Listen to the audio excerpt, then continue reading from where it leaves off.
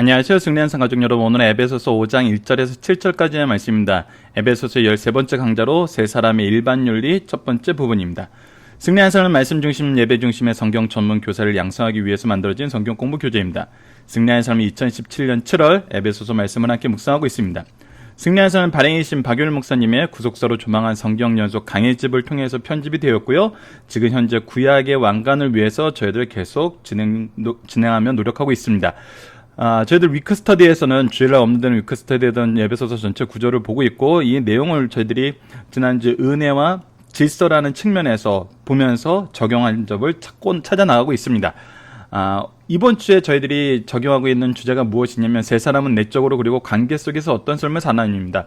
항상 하나님은 우리를 은혜로 구원해 주시고 이 구원을 관계 속에서 계승하게 하십니다. 그래서 관계 속에서 단순히 잘 해나가는 것이 아니라 잘 주고 받는 것이 아니라 이것을 계승하게 하십니다. 그래서 우리가 관계도를 봤을 때 우리가 예수 그리스도의 머리를 삼고 우리 한 사람 한 사람이 있어요. 그러니까 우리가 각자가 예수 그리스도와 좋은 관계를 맺고 또 서로와도 좋은 관계를 맺는 것으로서는 이것이 이루어지지가 않아요. 사실 예수 그리스도와 좋은 관계 맺는 것도 힘들고 우리 사이에서 좋은 관계 맺는 것도 힘들어요. 그러니까 우리가 왜냐하면 오직 어떻게 했을 때 좋은 관계라는 것을 주고받는 거,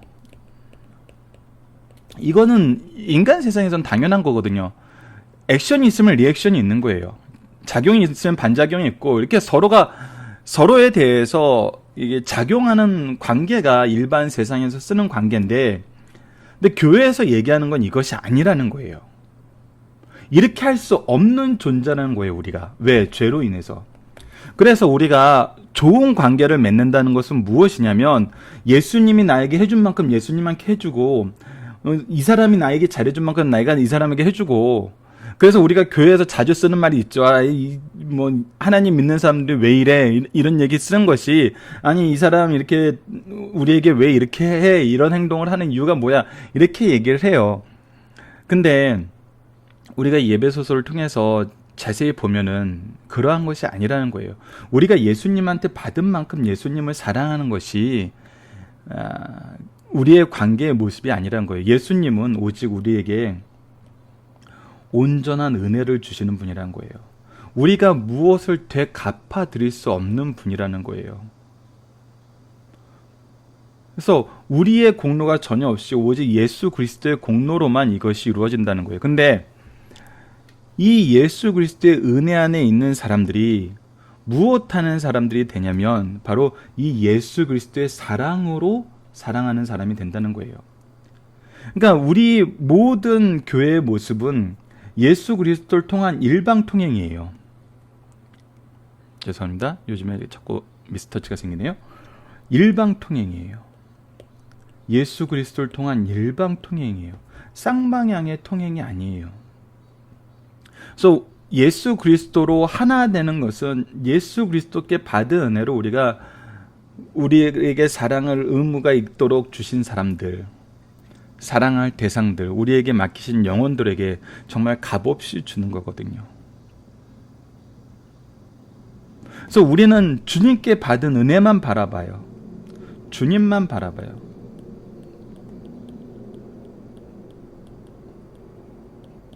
여러분, 우리가 요한복음 상고했었는데 요한복음에서 예수님의 모습이 반복적으로 어떻게 소개되고 있어요?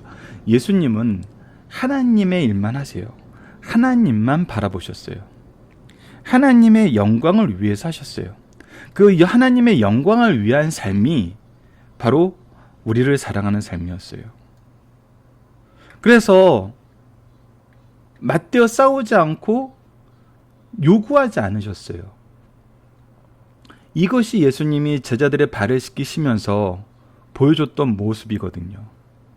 그러니까 우리는 상호작용할 수 있을 만한 그런 존재가 못 돼요. 바로 이 죄로 때문에 전적으로 무능해졌어요. 그래서 우리는 상호 통로가 되는 삶이에요.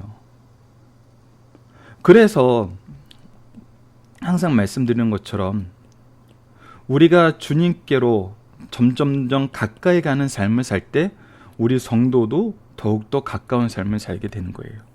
우리가 하나님을 향해서 갈 때 우리 교회가 하나 되는 것을 볼 수 있어요. 결국 무엇이냐면 말씀이에요. 그리고 하나님이 우리에게 교제의 방법으로 주신 예배예요.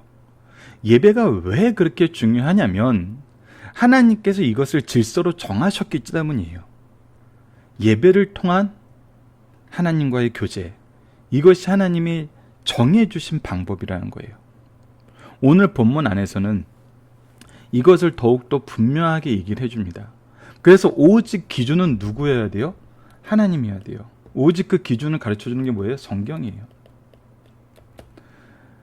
여러분들, 이 기준은 굉장히 분명해요. 그래서 용납하지 않는 것이 있어요.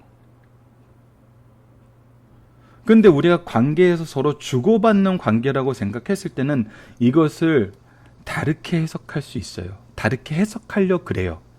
근데 그 해석도 서로 논리의 충돌이 일으키는 그런 해석이에요. 그렇기 때문에 우리는 하나님의 기준인 성경을 바로 보는 것이 중요합니다. 그래서 그런 사람이 내적으로는 오직 예수님만 바라보고 관계 속에는 어떻게 해요? 예수님의 사랑으로 사랑을 주는 사람이에요. 주는 사람이에요.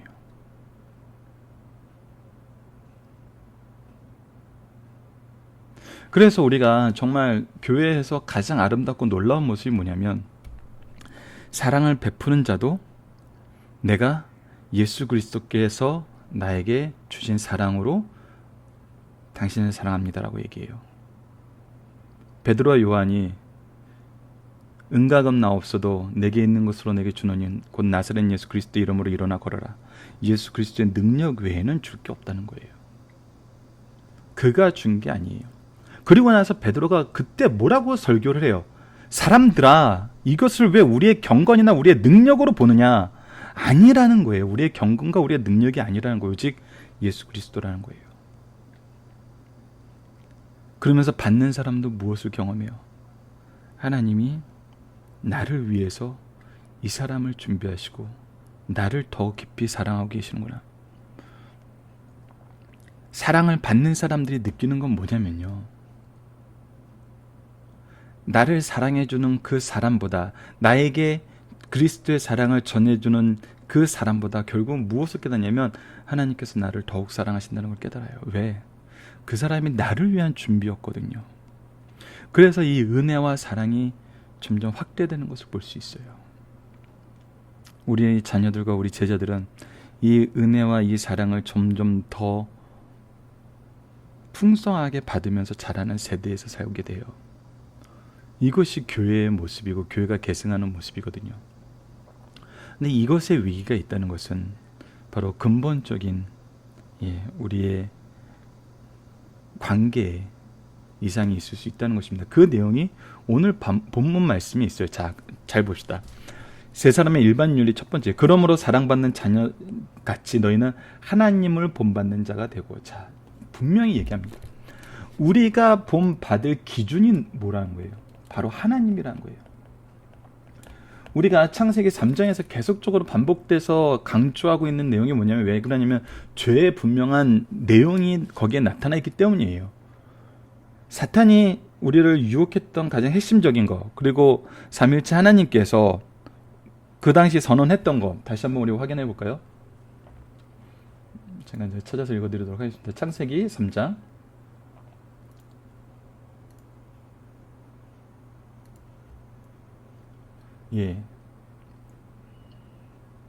22절이요. 창세기 3장 22절을 봅시다. 항상 반복적으로 말씀 나누고 있는 말씀이죠. 여호와 하나님이 이르시되 보라, 이 사람이 선악을 아는 일에 우리 중 하나와 같이 되었으니. 선악을 아는 일에 우리 중 하나와 같이 되었다는 것은 예수님께서, 하나님께서 세워놓으신 그 선악의 기준이 아니라 자신들의 선악의 기준을 이제 세우고 그것을 더 좋아하게 되었다는 거예요. 하나님이 죄라 그런 것이 이제 더 이상 자신들에겐 죄가 아닌 게 너무나 많은 거예요. 근데 이제 이제 어떻게 살아야 되냐면, 이제 우리가 무엇을 인정하고 사냐면, 사랑받는 자녀같이 너희는 하나님을 본받는 자고, 하나님의 기준이 나의 기준임을, 하나님이 의의 기준이 하나님이 말씀하신 것이 나의 삶의 기준인 그런 삶을 살게 된다는 거예요. 이렇게 삶을 살 수 있는 우리가 이유가 뭐냐면, 그리스도께서 너희를 사랑하신 것 같이 바로 예수 그리스도의 사랑을 받았기 때문이에요. 하나님께서 그의 사랑을 예수 그리스도를 통해서 우리에게 넘치도록 주셨기 때문이에요.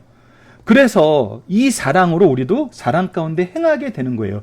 예수 그리스도께서 주신 그 사랑, 내가 받은 그 사랑, 그 모습으로 하는 거예요. 이것은 여러분들 부모가 되면 너무나 잘 알잖아요. 자녀를 사랑할 때 어떤 모습으로 사랑해요? 내가 사랑받은 모습으로 사랑해요. 내가 가장 행복했던 모습으로 사랑해요. 아빠들은 아들들하고 지낼 때 이 부분이 더 크게 나타나요.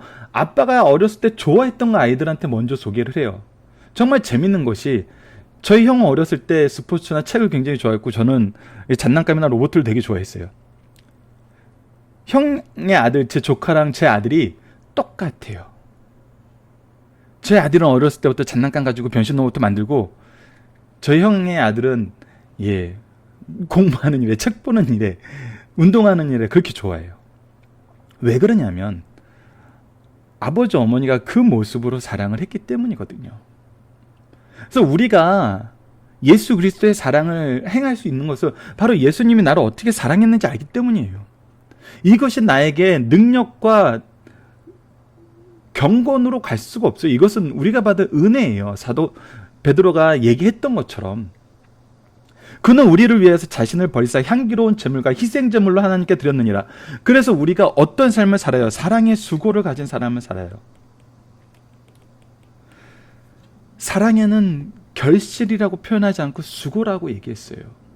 결실은 당연한 거예요. 하나님께서 주시는 거예요. 믿음의 역사, 사랑의 수고, 소망의 인내 안에는 하나님께서 하나님 백성됨을 우리를 통해서 이루시는 하나님의 확실한 열매가 보장되어 있어요. 근데 이 사랑에는 항상 수고가 있어요.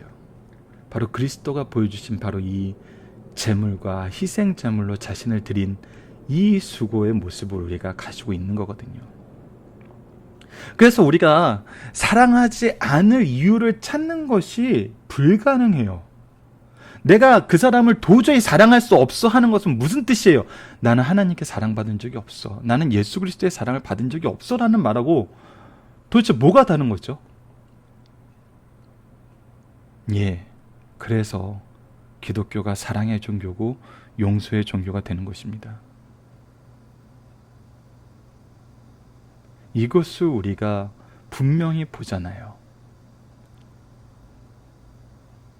자, 그리고 나서 분명한 기준으로 음행과 온갖 더러운 것과 탐욕은 너희 중에 그 이름조차도 부르지 말라. 이는 성도의 마땅함 아니라. 여러분, 이것은 예외가 없는 거란 뜻이에요. 음행에 대한 거, 결혼제도 이외에 일어나는 모든 것은 성경에서 음행이라 그럽니다. 그러니까 결혼제도 안에서 이루어진 것이 하나님 기준에서는 올바른 사랑이에요. 참된 사랑이에요. 음행은 이 제도 밖에서 일어나는 모든 것이에요. 그것을 사랑이라고 표현하건 무슨 황혼적인 로맨스라고 표현하던, 그거는 그들의 기준이에요. 모든 것이 하나님의 기준에 의해서 틀어지고 나서 그 안에서 의미를 찾기 때문이에요. 하나님의 기준에서 의미를 찾아야 되는데, 하나님의 기준으로 가정을 보고 가정 안에서야 남편과 아내의 관계, 우리가 이제 이미 뒷부분에서 나오게 되잖아요, 이 부분을. 그렇기 때문에 우리가 먼저 봐야 되는 것은 우리 가정이 하나님의 기준으로, 하나님이 원래 계획하신 그 모습으로 서 가고 있는가, 내가 그 일을 그리스도께서 나에게 주신 그 모습으로 그것을 행하고 있느냐를 먼저 봐야지, 그 안에서 나를 합리화시키는 여러 가지 이유로 이것을 합당하게 생각하고 이것을 합리적으로 근거가 있다고 주장하는 것 자체는 용납되지 않는다는 거예요. 특히 음행과 온갖 더러운 것과 탐욕. 교회가, 가정이 음행이 있고 탐욕으로 물들어 있으면, 음행과 탐욕을 가진 자가 지도자가 돼 있을 때, 우리 부모가 돼 있을 때, 그것이 얼마나 힘든 것이 됨을 우리는 이미 여러 가지 사례를 통해서 알고 있잖아요. 얼마나 치명적이고 얼마나 많은 영혼들에게 상처를 주는지. 이것은 절대 있어서는 안 되는 일이란 거예요. 절대 용납해서는 안 되는 일이란 거예요. 처음부터 이것은 용납되지 않는 것이라고 가르치셔야 돼요.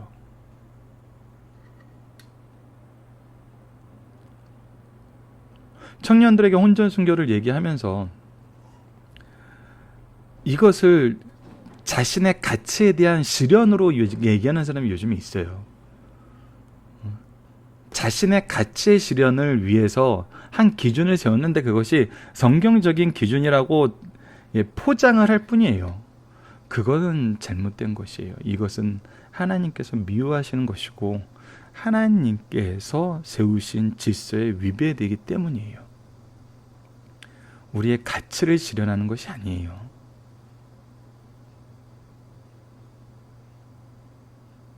여러분은 이 말씀의 기초에 어떤 신앙이 담겨 있습니까? 가정, 그리고 우리의 분깃, 우리의 모든 것이 어떻게 돼 있다는 거예요? 하나님께서 주신다는 거예요. 저는 이 말씀, 특히 분깃에 대한 말씀에서는 시편 16편 말씀을 굉장히 자주 강조를 합니다. 그리고 가정에 대한 말씀은 이미 창세기에서 선언되었잖아요. 그래서 이것은 하나님께서 합하신 것이고 하나님께서 줄로 지어준 구역인 거예요. 그랬을 때 이거에 대해서 우리가 사로잡히지 않아요. 하나님께서 주심을 아니까. 그래서 우리는 결국 무엇에 포커스를 두냐면 하나님이 우리에게 맡기신 그 일에 포커스를 둬요. 자, 계속 봅시다. 누추함과 어리석은 말이나 희롱의 말이 마땅치 아니하니 오히려 감사의 말을 하라.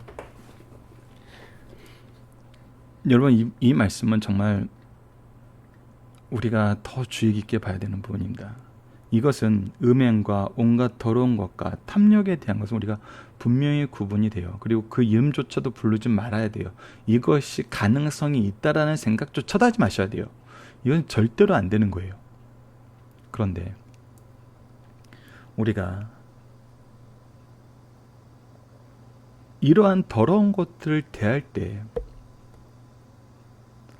그 죄에 이미 빠져있는 사람을 대할 때 우리가 어떻게 해야 되냐는 거예요.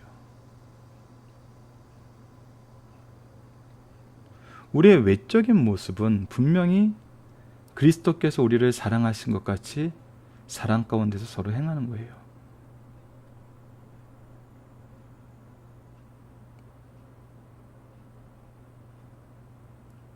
그렇다면 우리도 이런 것들에 대해서 어떻게 해야 돼요? 사랑으로 행해야 돼요. 사랑으로 행할 때 이 부분은 너무나 자연스러울 수 있어요. 누추함과 어리석은 말이나 희롱의 말이 나오는 것이 아니라 그를 돌이켜 다시 쓰시는 하나님의 일하심에 감사하게 된다는 거예요. 이것이 우리가 얼마 전에 나왔던 시편 145편에 나왔던 말씀입니다. 긍휼하심을 통해서 감사하게 하시는 하나님의 일하심. 그래서 어떻게 하세요? 노하기는 더디하시고 사랑하기에는 한이 없으신 이 하나님의 모습. 이것이 우리의 모습이란 거예요. 이 일을 위해서 우리가 수고해야 된다는 거예요. 사랑의 수고가 있어야 된다는 거죠. 너희도 정녕 이것을 알거니와 음행하는 자나 더러운 자나 탐하는 자 곧 우상 숭배자는 다 그리스도와 하나님 나라를 기업으로 얻지 못하리라. 여러분들, 이것을 용납해서는 안 됩니다. 이것은 하나님의 질서를 인정하지 않는 거예요. 자, 아까 위에 3절을 봤을 때 다시 한번 봅시다. 우리 가정과 우리의 분깃은 누가 주시는 거예요? 하나님께서 주시는 거예요. 누가 지키세요? 하나님께서 지키세요. 그 안에서 우리가 자족할 수 있어야 돼요. 우리에게 주신 것 안에서 우리에게 맡기신 모든 것을 할 수 있어요. 그랬을 때 달란트 비유처럼 10달란트 받은 자나 5달란트 받은 자나 그 상급이 똑같았어요. 여러분, 회사에 들어가 보면 우리가 알잖아요. 달란트를 돈이라고 봤을 때는 각 부서마다 본인들이 쓸 수 있는 자원의 제한이 있어요. 마케팅 하는 사람들은 그렇게 큰 돈 쓰지 않아요. 오히려 근데 투자 쪽이나 재무 담당관 쪽에서는 회사 전체로 움직이니까 움직이는 금액의 단위가 크죠. 그렇다고 해서 움직이는 금액의 단위가 크다고 해서 이 사람이 더 인정받고 더 능력 있는 사람이 아니에요. 자기 분야에서 탁월한 업적을 남기고 탁월한 성취를 남기는 사람이 나중에 인정받거든요. 금액이 크다 작다가 문제가 아니에요. 이거는 이렇게 조직 속에서 그 조직에 대한 내용을 보면은 돈으로 평가되는 것이 아님을 알아요. 근데 왜 우리는 우리의 삶의 모든 것을 이 재화의 양이나 재화의 크기로 평가를 하려고 그러나요? 그건 잘못된 거예요. 그래서 우리가 봐야 되는 것은 하나님께서 우리에게 주신 분깃이 무엇이냐를 바로 이해해야 돼요. 이 분깃 안에서 우리가 일하는 거예요. 그것이 바로 하나님 나라의 기업이에요.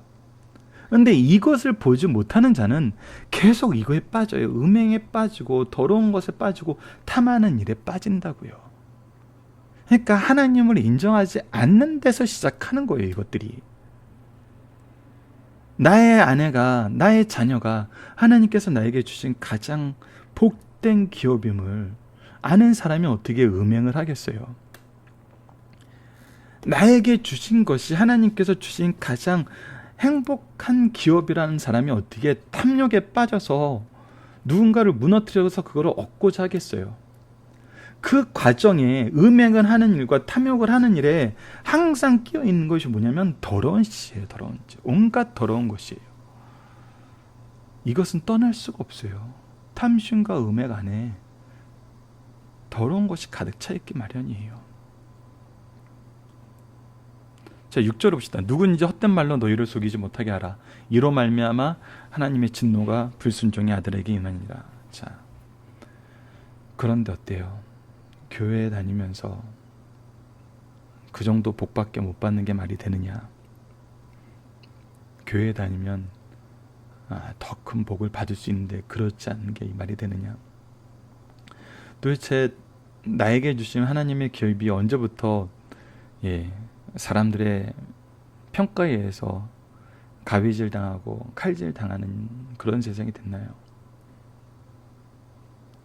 그런 것은 다 헛된 말이란 겁니다. 우리의 분깃을 위해서는 더러운 짓을 할 수 있다고 얘기하는 거, 그건 헛된 말이에요. 우리의 즐거움을 위해서, 쾌락을 위해서는 성도 하나님이 창조하신 것인데 왜 쾌락이 안 돼? 안 되는 게 있어요. 어떤 것이 안 돼요? 바로 가정의 틀 안에서 이루어지지 않는 것은 안 돼요. 육체의 정욕을 따르는 것이 아니에요. 육체의 정욕은 하나님의 질서 안에서 있을 때 하나님의 주신 은혜 가운데 있는 거예요. 이것을 오용하고 남용하는 거예요. 그 외의 방법들은. 그들에게 분명하게 하나님의 진노가 있다고 선언하고 있습니다. 그러므로 그들과 함께 하는 자가 되지만 이제 여러분들 무엇을 할 줄 아세요? 그것을 구분할 줄 알아세요. 분별할 줄 알아야 돼요. 이것이 바로 말씀이 주는 지혜입니다. 말씀이 주는 지혜는 놀라워요. 하나님을 알게 하고 하나님의 것이 아닌 것을 분별하게 해요. 그래서 정말 리더들은 이 말씀을 주기에 게을리해서는 안 돼요. 말씀으로 세우는 것이 삶의 가장 중요한 목적이 되어야 되고 목표가 되어야 돼요. 그렇지 않으면은 언제 흩날리게 될지 몰라요. 이것이 우리가 가지고 있는 거룩한 의미입니다. 부모들이 자녀들이 말씀으로 서는지 확인하는 것은 너무나 중요한 거예요. 이 부분에 대해서 이 시대적인 환경에 의해서 나타났던 영지주의 부분에 대해서는 좀 이따 중심사상 부분에서 살펴보게 될 것입니다. 우리는 누구를 본받는 삶을 살아야 되나? 하나님을 본받는 삶이에요. 하나님이 우리의 기준이 되어야 돼요. 오직 하나님만이 우리의 기준이에요. 하나님의 선악의 기준을 우리가 따라야 돼요. 우리에게 가르쳐주신 서로 사랑하는 계명은 어떤 사랑입니까? 바로 그리스도께서 우리에게 주신 사랑으로 우리가 사랑하는 거예요. 그래서 이 사랑에 피드백이 있어야 돼요. 내가 사랑한 만큼 넌 사랑하는 것 같지 않아. 예, 맞아요. 그게 당연해요. 왜? 하나님이 나를 그 사람을 사랑하는 사람으로 세우셨기 때문에 우리는 끊임없이 사랑하는 거예요. 우리가 자녀에게 바로 이런 사랑을 하잖아요. 하나님의 질서예요. 하나님의 방법이에요. 그러다가 언젠간 하나님께서 그들을 통해서 더 큰 사랑을 우리에게 받게 하시죠. 더 큰 기쁨을 누리게 하시죠. 그것이 어떤 모양, 어떤 내용으로 오든 간에 우리는 주는 사랑 안에서 그리스도의 더욱더 크신 풍성한 은혜를 누리게 됩니다. 우리가 이름조차 부르지 말아야 할 것은 무엇입니까? 3절과 5절에서 반복돼서 나타났던 것, 음행, 더러운 것, 탐욕입니다. 음행, 더러운 자, 탐하는 자, 그 우상 숭배예요. 이것은 하나님의 기준이, 하나님의 본이 아닌 다른 것은 다 우상 숭배예요. 우리는 무슨 말을 하는 사람이 되어야 됩니까? 감사하는 말이 되어야 돼요. 이것이 어떻게 돼요? 하나님의 긍휼하심으로 사랑 가운데 행하는 자가 되었을 때 이 일이 돼요. 누구든지 헛된 말로 너희를 속이지 못하게 하라. 이로 말미암아 하나님의 진노가 불순종의 아들에게 임하나니. 그래서 무엇이 잘못된 것인지, 무엇이 헛된 말인지 분명히 구분할 줄 알아야 됩니다. 자, 중심사상을 보도록 하겠습니다. 순결상을 가르치는 말씀은 다음과 같이 나눌 수 있습니다. 옛생활을 벌어버리고 새 사람을 살라는 것이 17절에서 24절 4장이었습니다. 새 사람의 구체적인 6가지 삶을 제시하는 것이 바로 4장 마지막 부분이었어요. 25절에서 32절. 그리고 오늘 본문 말씀부터 새 사람은 하나님의 자녀이니 하나님의 본받는 삶을 살면서 빛의 열매를 맺고 빛의 자녀들처럼 행하라는 것이 바로 1절에서 14절입니다. 그리고 15절에서 21절이 새 사람의 지혜로운 삶은 이렇게 사는 것이다라는 구체적인 내용들을 우리에게 가르쳐주고 있어요. 그래서 이 내용을 좀 더 세분해서 보면은 성도는 서로 용서하기 위해서 하나님을 본받는 자가 되어야 돼요. 성도는 그리스도의 자기희생적인 사랑을 본받아 바울은 하나님과 그리스도를 본을 제시하면서 성도들이 그 본을 따라 거룩한 순결과 절제를 통해 그 당시 성행한 모든 악을 버려야 한다고 가르치고 있어요. 두 번째, 당시 잘못된 사상 중에는 하나는 영지주의. 영지주의자들은 몸으로 지은 죄는 영혼에 해를 끼치지 않으니 몸으로 얼마든지 죄를 지었다고 가르쳤어요. 아니에요. 하나님께서 육체와 영을 다 창조하셨어요. 우리의 타락은 영육 간의 타락이었어요. 그러나 이러한 주장들은 거짓이고 잘못이라는 거예요. 누구든지 헛된 말로 너희를 속이지 못하게 하라. 이로 말미암아 하나님의 진노가 불순종의 아들들에게 임하나니 그러므로 그들과 함께하는 자가 되지 말라고 분명히 경고하고 계세요. 그 어떤 죄악도 반드시 공의로우신 하나님의 심판이 있다는 사실을 우리에게 가르쳐주고 있습니다. 세 번째는 하나님은 빛이시오 성도는 주 안에서 빛이라는 것입니다. 성도는 빛의 자처럼 행하여 빛의 열매를 맺고 살아야 돼요. 튼튼한 나무가 열매를 맺고 빛은 어둠을 추방합니다. 성도들은 자신의 삶을 통해 악인들의 삶이 죄악임을 입증해주며 의를 성취해 나가야 된다는 것입니다. 자, 중심사상 하나씩 보도록 하겠습니다. 오늘 부분에 대한 겁니다. 첫 번째, 예수께서 우리를 위하여 십자가를 지심으로 향기로운 제물이 되셨다는 거예요. 성도들은 교회와 성도를 위해 헌신의 향기로운 제물이 되자는 거예요. 예수님의 사랑은 정말 완전한 사랑이었어요. 요구하지 않으셨어요. 이 사랑을 그냥 주셨어요. 값없이 주셨어요. 성도들은 교회와 성도를 위해 예수님처럼 헌신의 향기로운 제물이 되어야 됩니다. 십자가는 사람이 보기에는 엄청난 공포예요. 그러나 이 사건은 측량할 수 없는 사랑으로 행해졌고 하나님이 받으시기에 합당한 향기로 하늘에 가득 채워졌어요. 이와 같이 너희도 사랑 가운데 행하라는 말씀은 하나님을 위해, 동료를 위해 자신을 자원하여 드리는 희생적인 삶이 하나님께 향기로운 제물의 삶이라는 사실을 가르쳐주고 있어요. 그래서 우리의 사랑은 항상 원웨이예요. 예수께 받은 그대로 하는 거예요. 이 사랑을 갚으시는 것도 하나님의 방법이에요. 하나님께서 우리를 위해서 준비된 사람을 통해서 갚으세요. 우리가 그것이 사랑을 줬던 사람일 수도 있고 전혀 아닌 사람일 수도 있어요. 근데 중요한 것은 예수 그리스도의 사랑이 그 사람과 나를 관통하여 교회와 가정을 하나 되게 만든다는 것입니다. 그래서 우리는 예수님만 바라보게 돼요. 두 번째, 자신을 향기로운 제물로 드린 성도들이 반드시 제거할 것이 무엇인지 열거해주고 있습니다. 성도는 음행, 온갖 더러운 것과 탐욕을 제거해야 됩니다. 이런 것은 거론할 수도 없는 것이에요. 또 추하고 어리석은 말이나 천박한 농담을 삼가고 범사에 감사하는 말을 하여 성도들을 격려하고 언행을 성도답게 하라고 강력히 촉구하고 계십니다. 마지막 세 번째입니다. 사랑과 공의의 하나님은 죄에 대하여 반드시 심판하신다. 죄를 두려워하라는 거예요. 만인 구원서를 믿는 자들은 하나님은 사랑의 하나님이기 때문에 그 누구도 멸망시킬 수 없다고 주장해요. 영주주의자들은 몸으로 지은 죄는 영혼에 해를 끼치지 않으므로 정죄 심판이 없다고 주장해요.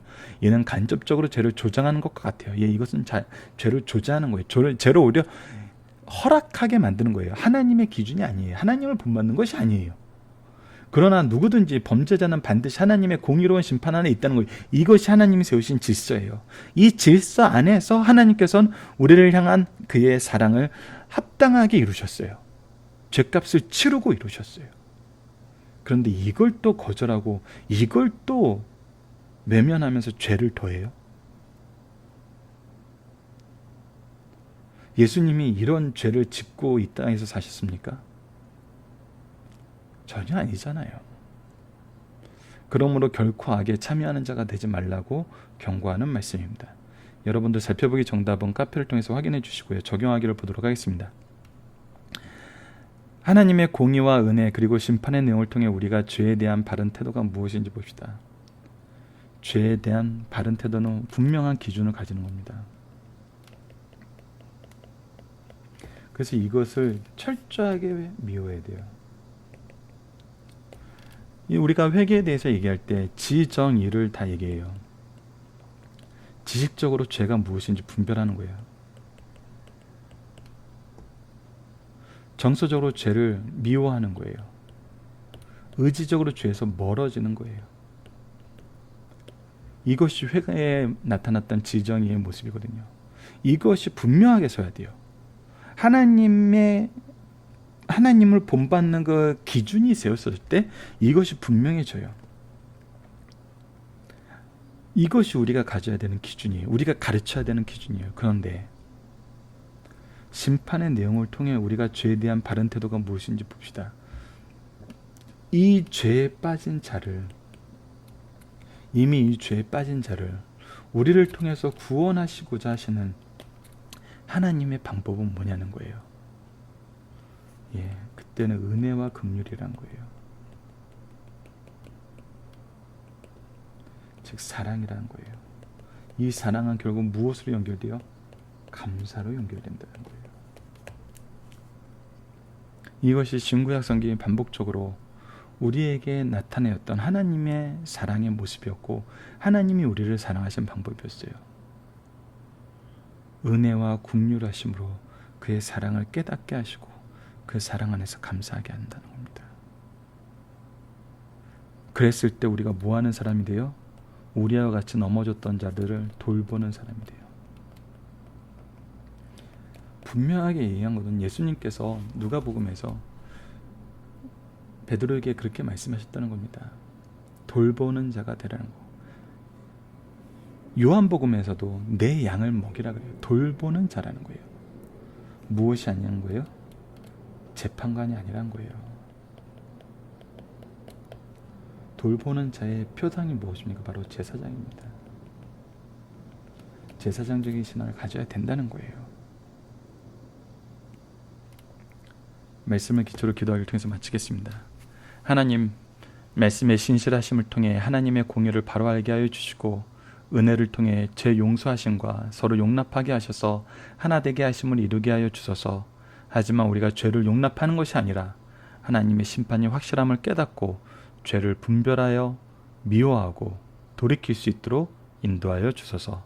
예수님 이름으로 기도드립니다. 아멘.